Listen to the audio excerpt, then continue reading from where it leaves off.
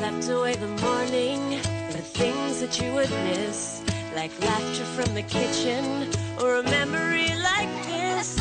Taburkan mesa seres, taburkan cinta. Kok bisa bangunan yang terbuat dari beton dan baja ini terbakar hingga hampir rata dengan tanah? Padahal kota ini dilengkapi dengan sistem pemadaman api yang sangat canggih. Hidran tersedia di banyak titik. Begini, kebakaran di Los Angeles terjadi di banyak titik. Warga pun berbondong-bondong menyelamatkan diri menggunakan mobil. Sedihnya, mobil warga malah memblokade jalanan. Karena terperangkap, sebagian keluar dari mobil untuk menyelamatkan diri. Tapi hal itu malah memperburuk keadaan. Karena mobilnya yang menghalangi jalanan membuat mobil pemadam kesulitan untuk lewat. Dan begitu mobil pemadam sampai di lokasi kebakaran, hidrannya malah kering. Dan kebetulan, air yang berada di reservoir juga kosong karena reservoirnya sedang direnovasi. Para pemadam berjuang mati-matian untuk mendapatkan air. Tunggu dulu, di sana kan dekat laut. Kok mereka tidak mengambil air laut untuk memadamkan api? Ya mereka tidak bisa menggunakan air laut karena bisa membuat peralatan pemadaman jadi rusak. Masa cuma alasan itu? Nggak logis. Kalau nggak logis, simak aja video lengkapnya di situ. Di sana saya menceritakan kronologinya dari awal sampai sekarang biar kalian nggak bengong saat di tongkrongan.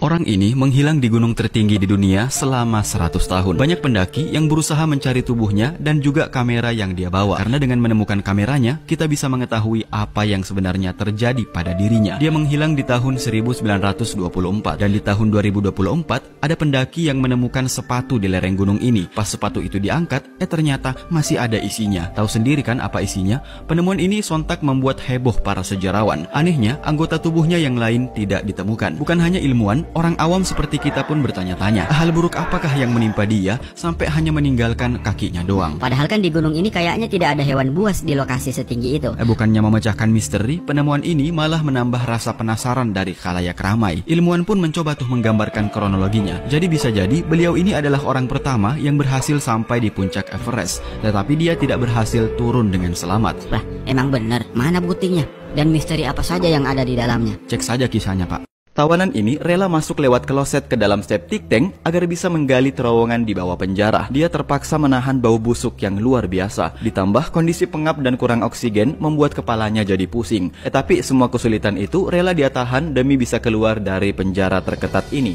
Seketat apa sih? Ya, kamp penjara ini dikelilingi oleh pagar kawat 2 lapis. Di segala sisi ada menara pengawas yang siap mengedor tawanan yang mendekat ke pagar. Jalur luar tidak mungkin ditempuh. Sementara itu, rasanya juga tidak mungkin mereka menggali lewat bawah tanah. Sebab tanah di bawah kamp ini berupa pasir yang sulit untuk digali. Karena kan pasir akan runtuh jika digali. Namun cerdiknya, tawanan ini selalu menemukan solusi. Mereka mengganjal pasir itu dengan papan yang didapatkan dari si Anu.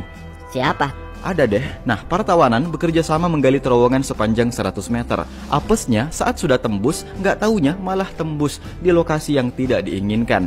Apa itu? Ada deh. Cek saja kisah lengkapnya di atas itu. Saat menyelam, 2 orang penyelam ini terkecoh dan salah mengambil jalur. Dia mengira ini adalah jalur yang mengarah keluar, padahal itu adalah jalur yang mengarah ke dalam. Dia melihat ada pantulan cahaya dari kejauhan dan mengira bahwa itu adalah cahaya matahari, padahal bukan. Begitu naik ke permukaan, ternyata mereka terjebak di sebuah ruangan gua yang dalam dan minim oksigen. Mereka tidak bisa berbuat apa-apa selain bertahan agar tidak tenggelam dan menunggu bantuan datang. Tapi sanggupkah mereka diselamatkan? Bagaimana mereka bisa terjebak di dalam sana? Dan cahaya apa yang dia lihat itu? Di langit-langit ruangan 2 ini juga terdapat udara yang terperangkap. Sehingga dalam kondisi darurat, penyelam yang nyasar ke sini bisa menghirup oksigen. Tapi di ruangan 2 ini kamu harus tetap mengapung karena tidak ada tempat untuk berpegangan. Dan jika sampai tenggelam, maka tubuhmu akan susah untuk naik karena kedalamannya mencapai 8 meter. Panjang keseluruhan gua ini mencapai 85 meter.